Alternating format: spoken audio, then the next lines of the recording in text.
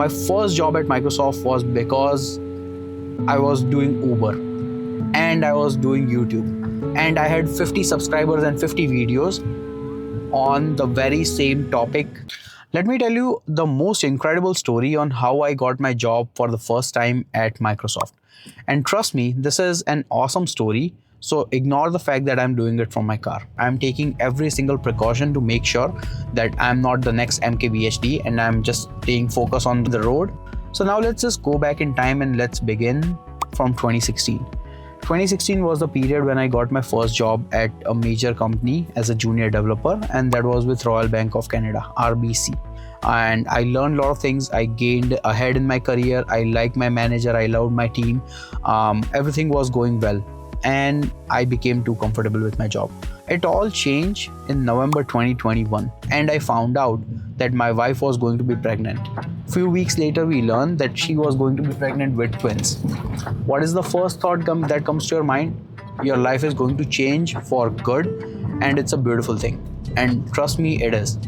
But at the same time, second thought that came to my mind is, I need to be making way more money and make sure that I provide financially for myself, my wife, my soon-to-be kids. I told my wife that the quickest way and the most practical way to do it is by getting a job at one of the FAANG companies or one of the big tech companies. And she told me that, yeah, go ahead and do it. What's stopping you? Now she's from non-IT background, and I explained her the situation that, hey, in order to get into these companies, you have to go through rigorous learning and preparation with like lead code and system design and behavioral interview and this and that. So she suggested that instead of just relying on your own self-discipline, which I clearly lacked, why don't you just create a target of creating a video and putting it on YouTube? It might help others. It will be a way for you to learn, and it's a win-win. I thought, yeah, sounds like a pretty good idea, and that's how this channel, Destination FAANG, was born.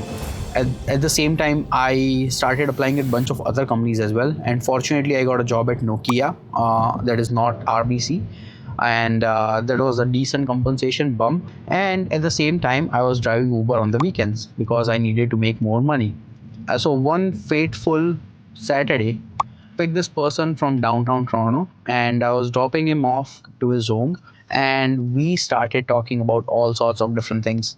And he asked me that, is this what you do full time? And I told him that no, this is just one of my part-time things.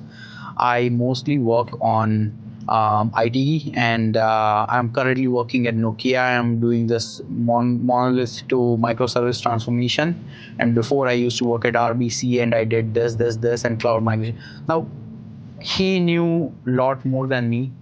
Then when I mentioned RBC, he started throwing names around of different VPs and what strategy should be. And I realized that, hey, this person is really smart.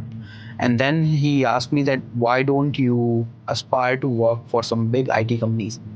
And I showed him that, hey, I actually like to do this. This is one of my dreams. This is my YouTube channel. This is why am I doing it. I have a clear motivation. I told him the story about my kids, and then my wife suggesting me, and then I creating this YouTube channel, and he really loved it. Like, he absolutely was impressed by it, and he was pretty happy that I was doing it. Okay, and at the same time, he told me that, send me your resume and let me see what I can do. I sent him my resume, and then I searched his name on LinkedIn. And then I realized that he was actually the president of Microsoft Canada. Yes, he was the president of Microsoft Canada, who was just sitting with me on my Uber, and he was more curious about me than I was curious about him. And that shows a lot of things about him, because he did not have to do this. Like, he has like 50 other interesting things, world-changing things that he was currently working on, and he chose to speak with me. Extremely humble guy, very smart, very talented, and he just gave me this opportunity of a lifetime. I send him my resume. He comes back to me and connects me with one of his directors, and then we started talking about it. When I was on a call with that director, he asked me one question, that why do Uber when you're already working and getting a decent compensation at Nokia and like having a good life?